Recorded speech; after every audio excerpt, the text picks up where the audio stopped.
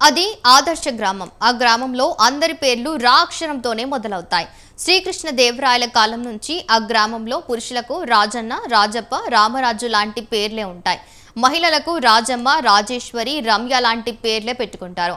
ఆ ఆదర్శ గ్రామం అనంతపురం జిల్లా రాయదుర్గం నియోజకవర్గం గుమ్మగట్టు మండలం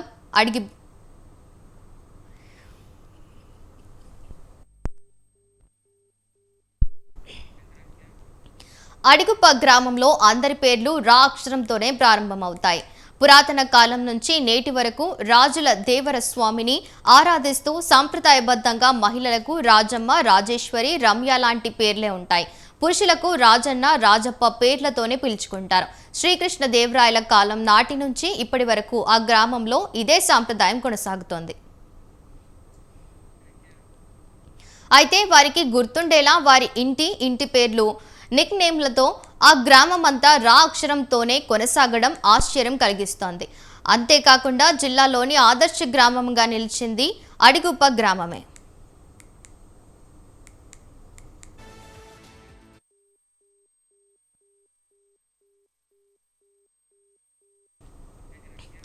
అడిగుప్ప గ్రామంలో బోయ సామాజిక వర్గానికి చెందిన వారు ఉన్నారు.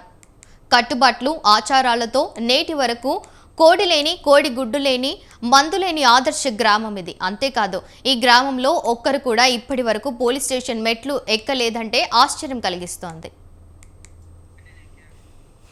శ్రీకృష్ణ దేవరాయల పరిపాలన కాలంలో చిత్రదుర్గ పాలేగాండ్ల పరిపాలన నుంచి నేటి వరకు తమ ఆరాధ్య దైవంగా ఈ గ్రామస్తులు రాజులయ్య స్వామిని పూజిస్తున్నారు.